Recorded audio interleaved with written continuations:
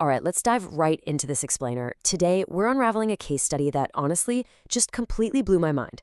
It's a modern day digital caper, and it literally turned a massive global supply chain against itself. But here's the kicker. We aren't talking about complex cyber intrusions, ransomware, or some deep web hacking syndicate. No, this is a masterclass in logistical and structural arbitrage. We're looking at an operator down in Mandeville, Jamaica, who figured out how to weaponize the exact customer service protocols that were designed to make our online shopping experience seamless. So how in the world did a simple customer claim of melted gummy vitamins scale up into a multi-million-dollar enterprise in Jamaica? Well, that is the exact mystery we're unpacking today. We're going to see how highly specific macroeconomic vulnerabilities were exploited in this intense, high-tech game of cat and mouse. And the craziest part? It completely bypassed traditional theft and perfectly insulated the operator from any kind of physical shoplifting countermeasures. Section 1. The e-commerce refund vulnerability. Exploiting the frictionless return. To really understand how this happened, we have to look at the structural weaknesses of online shopping. The contemporary e-commerce ecosystem is caught in a massive trap. On one hand, retailers want you to buy with confidence, right? So they make returns super easy. But on the other hand, strict health and safety mandates force them into a corner. Just think about it. A retailer literally cannot legally require you to mail back an opened, leaking bottle of keratin shampoo. And even if they did, they can't safely inspect, sanitize, and restock it. The cost of reverse logistics for compromised goods like that, it far exceeds their actual wholesale value. So the algorithm simply defaults to what's called a returnless refund. It gives you your money back and lets you keep the supposedly ruined item. It creates a massive opening for what industry insiders call concession abuse as a service. Section 2. The customs tax loophole. Beating the Jamaican taxation matrix. Okay, so the fraudster gets free items, but how does that suddenly become a profitable international business? Well, it all comes down to taxes. Jamaica has a really complex, punishing import duty regime.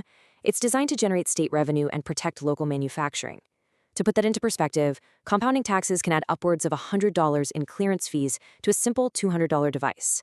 You've got a base import duty that can hit 40%, plus a 15% general consumption tax, environmental protection levies, customs administration fees, the list goes on. Basically, trying to legally flip a laptop over there is mathematically impossible for a small operator. But here is the crucial pivot, the de minimis threshold. If a package's value is under $100, it clears customs completely free. No duties, no taxes, nothing. When the Jamaican government raised this threshold from $50 to $100, they inadvertently and profoundly altered the calculus of e-commerce fraud. The operators completely abandoned flashy, high-value electronics. Instead, they focused entirely on lightweight, high-margin consumer packaged goods that flew right under the government's radar. Section 3. The math of the hustle. Extracting maximum profit. Let's open the black box for a second and look at the mathematical precision required here. Because they weren't paying for the goods and they weren't paying import taxes, their only actual overhead was air freight from Miami to Kingston. That generally runs a highly predictable $6 per pound. But to get those free goods at scale, you've got to beat the machine. The operator actually used insider knowledge from an old remote customer service job to understand the exact multi-tiered formulas platforms use to approve refunds automatically. They calculated it so every single request stayed just pennies below the threshold that would trigger a manual human review.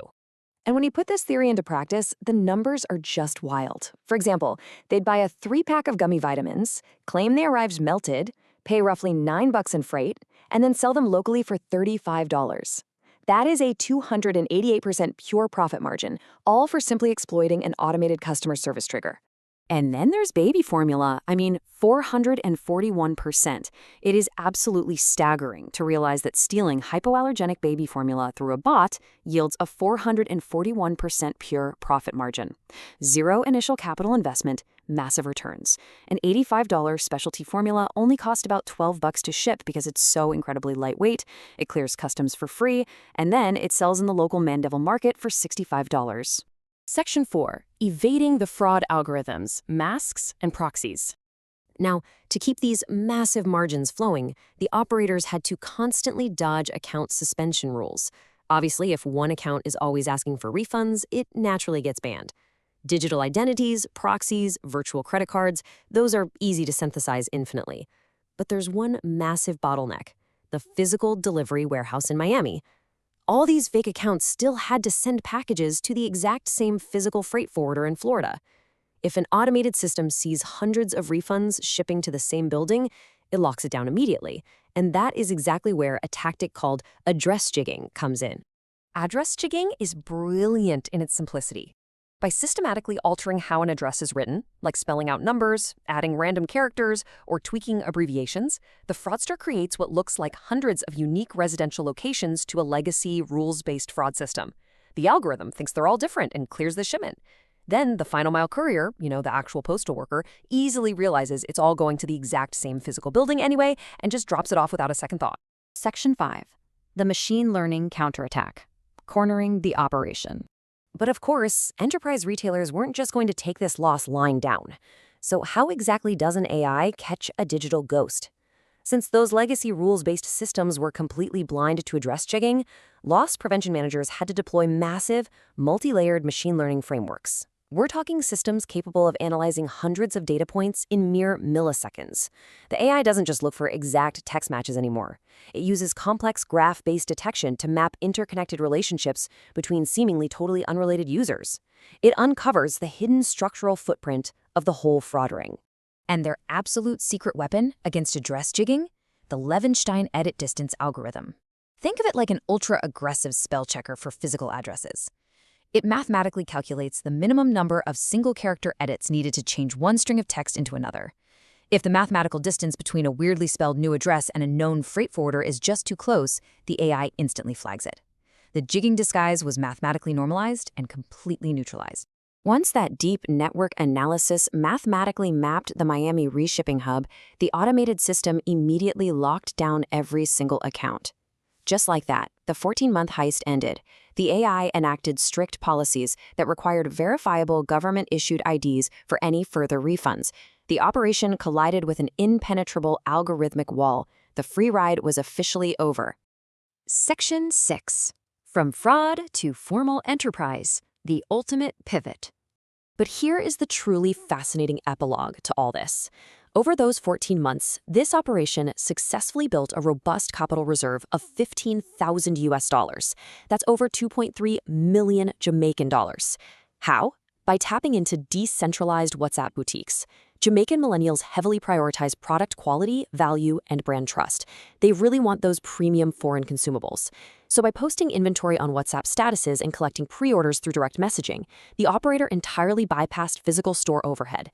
They were selling at a massive discount, while still making up to 400% profit. Armed with that $15,000 in seed money, the operator realized that fighting an AI arms race was a losing battle long-term. So they made the ultimate pivot. They literally grabbed a BRF-1 superform and officially graduated from an illicit operation to a completely legitimate, tax-paying sole trader business. It's almost amusing, right? Thinking about moving from high-tech algorithmic evasion to filling out mundane bureaucratic paperwork. But they secured a commercial lease, registered with the government, paid their $2,500 registration fee, and started importing bulk pallets of goods totally legally. This whole situation beautifully illustrates a powerful concept. The operation localized the massive profits of global e-commerce while socializing the financial losses back to the enterprise retailer.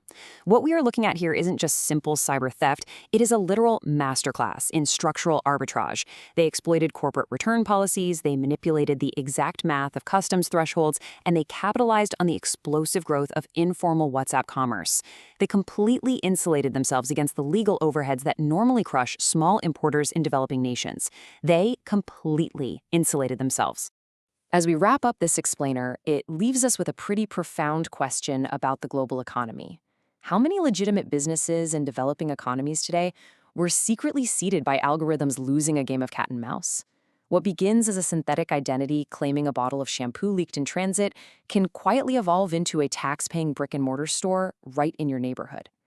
It's a striking paradox of modern global trade, and honestly, a stark reminder of the massive, real-world consequences hidden in the code that runs our everyday shopping.